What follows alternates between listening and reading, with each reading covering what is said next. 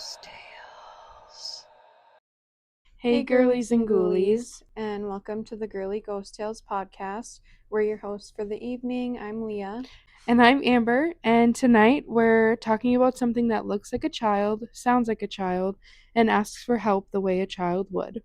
But the moment you really look at them, you realize something is wrong. No whites in their eyes, no pupils, just solid black. These are the black-eyed kids, and once you know what you're looking for, you might never answer a knock the same way again. So sit back, grab some popcorn, get comfy, and to To the the grave grave we we go. go. Many people dismiss black-eyed children as nothing more than a digital-aged urban legend, an invention born from internet forums and creepypasta culture. The first account to gain widespread attention surfaced in 1996 when journalist Brian Bethel shared his chilling encounter with two boys outside a movie theater in Abilene, Texas. The story spread rapidly, then others came forward, and before long, black eyed children had carved out a permanent place in modern folklore. But stories like these did not begin online. Long before message boards and viral posts, similar accounts appeared in oral traditions, passed quietly from generation to generation under different names. Shadow eyed children, false innocents in some cultures, they were seen as omens, in others as tricksters, entities drawn to liminal spaces, places of crossing and transition. Doorways, windows, cars idling in the dark. What unites these stories is their unsettling familiarity. They look human, almost perfectly so, and they all share the same fixation on one thing: being invited inside places they do not belong. Skeptics argue these encounters are fueled by suggestion and pattern recognition. Hear one story, and the mind begins to interpret fear through its lens. But if black eyed children are modern myth, it is one marked by disturbing consistencies. Their behavior never changes, their clothing never updates, their approach never evolves. They knock, they ask, and then they wait. I will start with the retelling of Brian Bethel's story. On a warm summer evening in 1996, Brian Bethel pulled into the parking lot of Camelot Communications in Abilene, Texas, planning to drop off a routine bill payment after hours. Seated in his car beneath the weak flickering lights near the theater, he leaned over his checkbook, unaware that the quiet around him was about to shatter. What should have been a forgettable errand was moments away from becoming the most terrifying experience of his life. Without warning, a sharp knock struck his window. Two boys, no older than 9 to 12, stood just outside his car. One was olive skinned with dark curly hair and unnervingly smooth, confident presence. The other was pale, freckled, and red-headed, his features almost too still. Both wore hooded pullovers, their faces partially obscured by shadow. Something about them felt off, a subtle wrongness that made the hair on the back of Bethel's neck rise before either boy spoke. The first boy spoke calmly, explaining that the two of them were there to see the premiere of Mortal Kombat at the theater, but had accidentally left their money back at their mother's house. They asked if Bethel would give them a quick ride so they could retrieve it and make it back before the movie started. As the conversation dragged on, an unexplainable fear settled over Bethel, thick, heavy, and entirely irrational. The boy continued speaking in a smooth, almost rehearsed tone, offering reassurance that only made the situation feel worse. It wouldn't take long, he said. They were just two kids. Then oddly, he added that they didn't have a gun or anything. Without realizing it, Bethel found himself reaching for the car door, as if his body were responding to the boy's words rather than his own will. In that moment, his eyes drifted upward and the illusion shattered. Where the boy's eyes should have been were two pools of solid black. Not dark brown, not shadowed, black. Bethel would later describe them as the kind of eyes seen on aliens or cheap late-night television vampires, soulless orbs like twin fragments of a starless night absorbing every trace of light. Fighting panic, Bethel forced himself to act normal. He muttered a few clumsy excuses, shifted into gear, and sped out of the parking lot. Heart pounding, he glanced into his rearview mirror, only to find the space behind him empty. The boys were gone. No footsteps, no retreating figures, just empty pavement, as if they had never been there at all. I found a couple stories that were from Reddit. So this one is called The Midnight Caller. It almost felt like a dream. I woke up to my dog, Lucy, barking. She was upright on the bed where my husband and I were sleeping with our 22-month-old daughter, staring at our door like an unknown stranger was out there rummaging around. I thought she was just freaking out over a house noise. We'd only had her for 3 months and she was still a puppy. It could have been anything: a roommate, a creak from the house settling, the awnings moving outside in the breeze. I wasn't too concerned initially. I decided the best bet would be to open the door and show her nothing was there. It sounds a bit silly, but it's what we do with our daughter when she gets scared, and I figured it should work for a puppy too. I opened the door and she raced to the front door. She stood there, snarling at the door. It was an angry, violent growl, one I had never heard her make before. I looked groggily at her and opened the baby gate, blocking the doorway, planning to open the door and show her everything was okay. The second my hand reached for the deadbolt, Lucy went wild.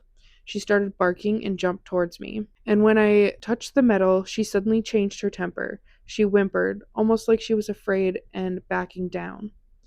As her mannerisms changed, so did mine. I wasn't calm anymore. My heart was racing and sinking at the same time. I had been flooded with a mixture of fear and dread. I looked through the peephole. I can't explain why I looked, but I did. Outside were two kids. One was just a smidgen shorter than me and didn't look much younger. I'm 21, and she looked to be 16 or 17. She was slender and pale. Her hair was a light shade of honey blonde, and she wore it long, about mid back, with long, thin, blunt bangs in the front that covered most of her eyes. She wore jeans, a light wash that's popular right now, and a thin looking olive colored pullover style hoodie. She held the hand of the small girl who looked to be around 3 or 4, in the same style jeans and a button down ivory cardigan.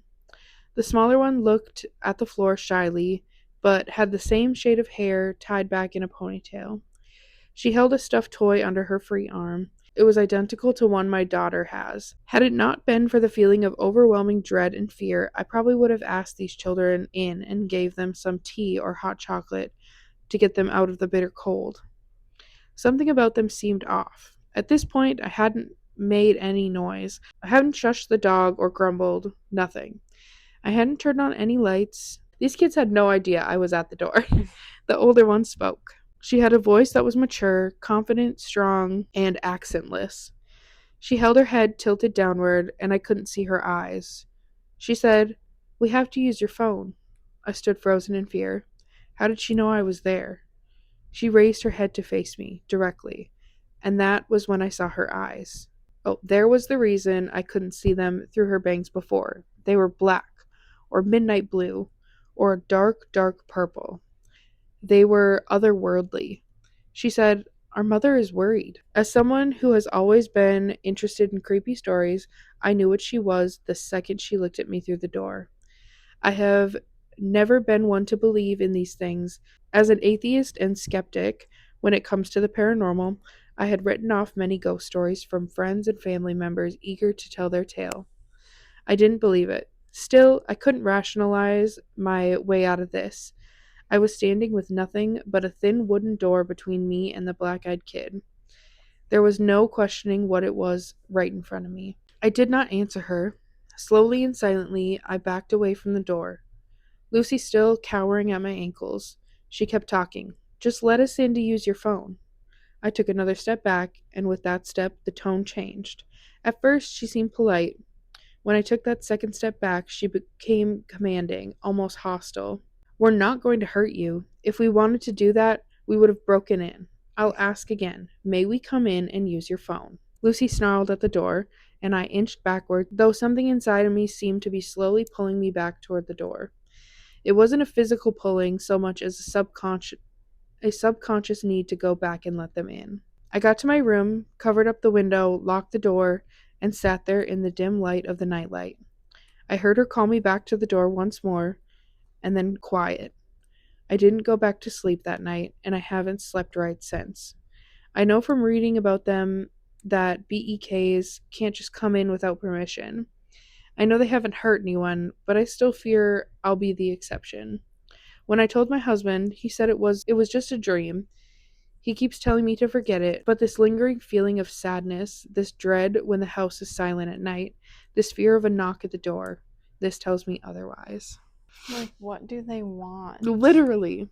And, like, what makes you more likely to, like, have them come and, like, have experiences with them? It does seem to be so random. And, like, what I would be scared about is if, like, do they try to get kids to let them in? Because I feel like Odin would be like, oh yeah, you can come in. Yeah, come on in. So this next story I have is about a kid. The story is You Must Let Me In. On March 17th, 2008, I had my one and only encounter with a black-eyed kid. Before my experience, I had never heard anything having to do with the black-eyed kids. I was 12. I was sitting outside of a hairdresser's in an old Chevy pickup waiting for my mom to get her hair cut. About 15 minutes had passed, and I saw some kid walking back and forth along the sidewalk in front of my parked car. At first, I thought I recognized him as one of my friends from school, so I banged on the front windshield until he looked my way. It was not anyone I knew. At this point, I was not scared at all. Not yet. The boy walked over to the side of my car and just stares. I think to let me get a good look at his eyes, to freak me out. Let me tell you, if you have never seen a black-eyed kid, you have no idea what to imagine. Pupils black as the night sky. The boy whispers, "You must let me in." And then I locked the car doors and ducked down into the space below the seats. 5 minutes later, he was gone. When my mom got into the car, she told me a boy with black eyes had come into the hairdresser's, had insisted for my mother to give him the keys to the car. Oh. She refused. Thank God she did. Well, yeah, why would she not refuse? I'd Like be a like, kid with black eyes demanding your keys. And I you're mean, like, even just okay. any kid, I'd be like, Yeah. no, Be like, anybody. who are you? Why do you need the keys to my car? That's so creepy though. Like it's like a big plan. Like, oh, I gotta go talk to his mom and Yeah. get the keys. So I get the keys, I can get in. Like maybe they are gonna try to like swap Bodies. Something seems, it's so weird. But like, just what do they want? What do you want from me? That's one thing I never want to see. Mm-mm. That's like up on my list with like SWs. Yes. Like black-eyed kids. Because kids in general, creepy. Even like my kids. Yes. Creepy. Creepy. They say the weirdest things. I just don't. And like so many people have stories about black-eyed kids. It's not like it's just like one. Yeah. And they all say like the same things. Like they say that they look the same and they're asking the same, like, oh, I need to use your phone. Yeah, I just let need me to in. come Can in. I come in? No. And they always feel like dread or sadness. And like they don't know why. Yeah. And like they just feel scared. Yeah. I don't like it. Never want to encounter one. Mm-mm. For decades, people have reported encounters with something that looks human, sounds human, asks for help like a child would, but the moment you really look at them, you realize they're not human at all. Did you hear that? It might have just been like the vent or whatever, but I just heard a no. There better not be a black-eyed kid up I there. know, I'm like, gosh. One of the doll's eyes are just gonna turn black or something. Tommy. Yeah. He's watching us. I know, when he's got like the brightest eyes, I just imagine they go like black. And he's the one I had a dream about where I was sitting on my bench in my bedroom and a voice was like telepathically talking to me. Me and Jake were sitting there and like footage came on our TV in our bedroom and it was like a guy like narrating and it was from like the 50s and he was like, this is Tommy. Tommy's gonna sneak into the amusement park after it's closed. And it was like a boy in like the 50s like sneaking into this like old looking amusement park, and the guy just kept talking, and he was like, now he's gonna do this, now he's gonna do this, and then the ride started going. He was like, now Tommy's gonna get killed, and I like saw him get killed in the dream. And I feel like, and it was like right after I got that doll, and I feel like it was him showing me how he died Yeah, in my dream. that's And he terrifying. was like probably like 10, and I remember like all of it. Like we could not like stand up off the bench. And I remember being like, why are we like, I don't want to watch this. And I woke up and I was like, I felt like I just watched someone like get killed, like in real Oh, life. Like I felt like not good. I don't So I'm love pretty that. sure that's how he passed away. Oh, that's scary. Yeah. What a fun way to show you. Okay, anyway. But the moment you really look at them, you realize they're not human at all because their eyes are completely black. No whites, no pupils, just solid, endless darkness. These entities are known as black eyed kids, and once you know what to look for, the stories become impossible to ignore. As stories surfaced about them, a disturbing pattern emerged. Black eyed kids almost always appear as children or young teens, show up at night, ask to be let inside a car or home, speak politely but unnaturally, avoid eye contact until the last moment, inspire intense primal fear, and cannot or will not enter without permission. That last detail is important because it mirrors something much older. Can we come in? One of the most chilling aspects of BEK encounters is that they always ask for permission. They don't break in, they don't force entry, they wait. People describe the moment as a mental tug of war, an urge to help the child battling a deep instinct screaming, don't. Those who refuse often report the children becoming irritated, their voices dropping, their expressions hardening. Those who don't refuse, well, those stories don't always end the same way.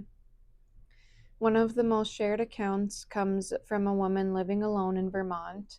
Late at night, she heard a knock at her door. Two children stood on her porch, a boy and a girl, both around 12 years old. They said their parents were in an accident and asked to come inside to use the phone. The woman felt uneasy but sympathetic. Then the porch light flickered, and she saw their eyes, jet black. She slammed the door shut and locked it. The knocking turned into pounding. Then silence. When she finally checked through the peephole, they were gone, but muddy footprints led away from the porch and stopped abruptly in the middle of the driveway. Another common setting is cars. Drivers report children appearing suddenly at gas stations, rest stops, or rural roads. They tap on the window. They say things like, our parents will be worried. We need help. Let us in. It's cold. Witnesses say their voices sound wrong, flat, emotionless, like they're repeating lines. One man described the overwhelming urge to unlock the door even while his hands shook violently. He drove away instead. Later that night, his dog stood at the front door growling at nothing. Like they followed you home. Yeah. Ew. Here's the terrifying part. There are very few confirmed stories of people who allowed black eyed kids inside, and the ones that exist are vague, fragmented, unfinished. Some report sudden illness, extreme exhaustion, memory gaps, nightmares, electronics malfunctioning, feeling watched for weeks afterward. One account claims the children sat silently in the back seat of a car, never blinking, never speaking, until the driver pulled over and ran. Oh my That would god. be me if I Yeah. accidentally let him in, just I'm like, leaving I'm my out of own here. car. The children were gone when he looked back. Oh, I don't like it. So, what are black eyed kids? No one agrees. Some theories include demons or jinn. Their need for permission and their unnatural eyes align with ancient folklore. Vampiric entities, the invitation rule mirrors vampire mythology almost perfectly. Government experiments. Some believe BEKs are the result of unethical experiments involving eye pigmentation or mind control. Extraterrestrials. Their behavior suggests mimicry, like something pretending to be human but not quite getting it right. Tulpas are thought forms. Once a story spreads, belief may give it shape. Why they terrify people so deeply is because they don't attack, they don't chase, they don't scream, they ask. And somehow that's worse because the fear doesn't feel external, it feels internal, like a survival instinct kicking in before logic can catch up. In demonology, there are specific entities associated with deception, mimicry, and household infiltration. Some scholars connect BEKs to familiar spirits or lesser demonic entities sent to test boundaries. In certain texts, demons were believed to approach homes disguised as lost children, injured travelers, and grieving women. The goal wasn't immediate harm, the goal was invitation, because invitation creates consent, and consent creates access. Across witchcraft, folklore, and demonology, there's a recurring law. Spirits are bound by rules. They cannot cross wards, they cannot enter protected spaces, they cannot interfere directly unless invited. That's why witches cast circles. That's why thresholds were marked with iron salt or sigils. That's why doors and windows mattered. Black eyed kids asking, "Can we come in?" mirrors this belief almost perfectly. They don't force entry, they wait. In occult belief, children represent innocence, openness, liminality, and vulnerability. A child at your door disarms you. It bypasses logic, it activates instinct, which is exactly what these encounters seem designed to do. Several witches and occult practitioners believe BEKs are not children at all, but parasitic entities that feed on fear, energy, or emotional response, and they need access first. Some modern practitioners advise never speak to them, never make eye contact, never give verbal permission, never open the door, refuse. Because in some traditions, spoken words carry power. Even saying no acknowledges them. Silence and removal are considered safer. So if you ever hear a knock late at night and you look through the peephole or out the window and you see a child standing there alone, pay attention to your body because fear isn't always weakness. Sometimes it's recognition. If your chest tightens, your stomach drops, if every instinct tells you something is wrong, listen to it. Close the door, lock it, leave the area if you can. Do not invite, do not engage, do not convince yourself you're being rude, because whatever these things are, they don't take, they ask. And once you say yes, you don't get to decide what follows. And then I have one story from a user on Reddit from 7 years ago from Bailey Diane. They said, "I had a real encounter. I was working in an office that did mainly business to business sales and rentals. Since we weren't in a great part of town and we weren't exactly open to the public, I kept the door to our office locked. The only way to work the lock was with a key from either side. I had stepped outside to go on a sales call.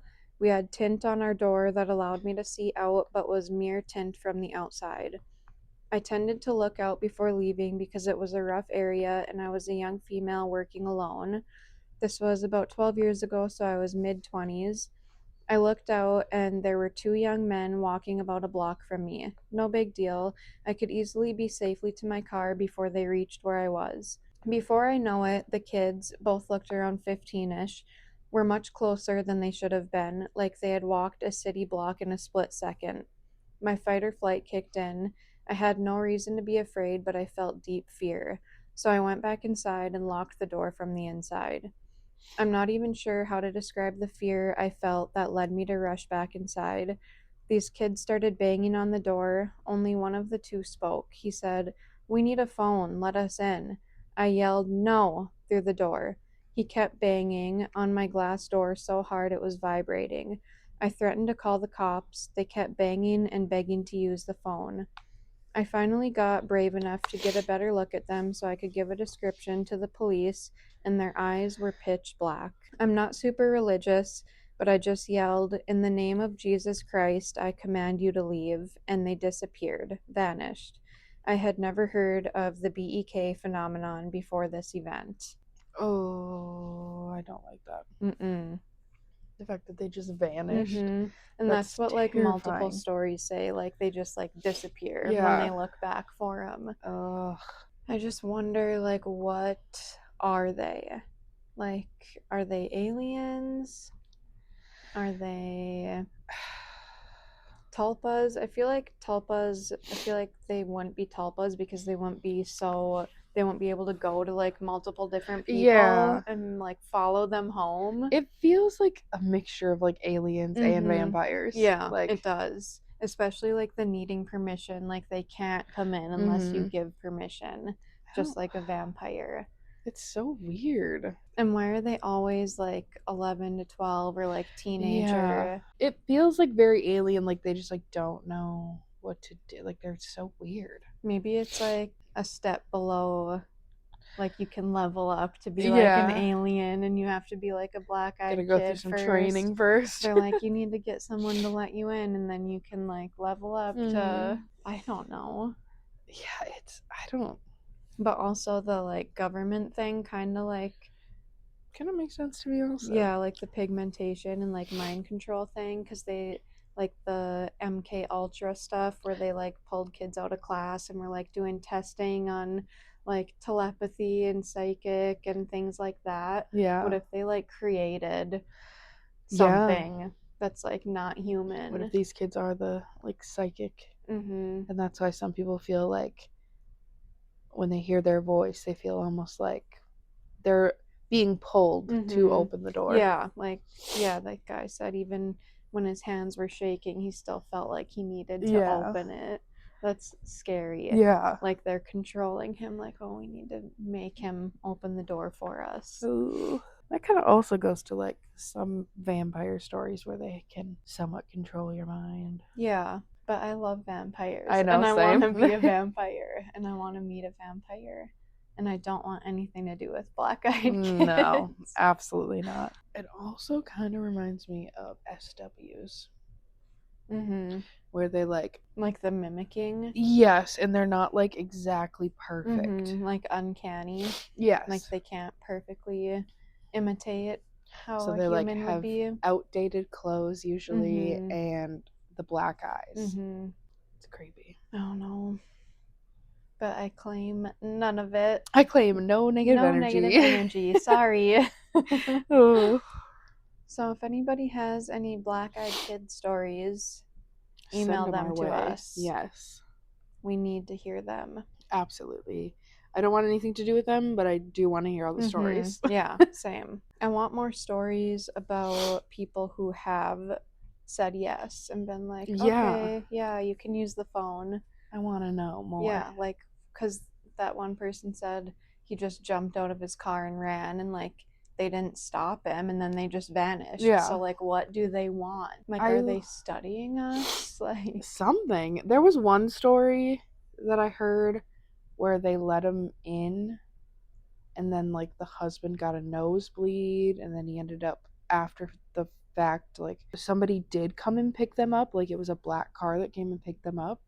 Who was in the black car? Literally, this feels very FBI-ish. Well, like I was gonna say Men in somebody Black. in the government. Yeah. I was like, all right, time to go back to the lab. So they picked him up, and then I think the husband or whatever ended up getting cancer afterwards. Like, are these kids full of radiation? Yeah. Like, what is going on? Which would also be like something that the government could have done. That's okay. I don't know. I don't know what to think, but I'm creeped out. Yeah. Thanks, girlies and ghoulies, for joining us. Come back next week for creepy stories from the deep trenches of Reddit. Make sure to follow our socials linked in the show notes and email us your ghost stories and anything paranormal at girlyghosttales@gmail.com. If you want episodes 1 week early, live ghost hunts, tarot Tuesdays, automatic entry into giveaways, and exclusive bonus content, join us on Patreon for $5 a month. New episodes release every Friday at 6 p.m. Central Standard Time. Until next time, and remember, if you hear a whisper in the dark, it's probably just us. But just in case, keep your lights on and your doors locked. Remember, the veil is always thinner than you think. Good night. Girly Ghost.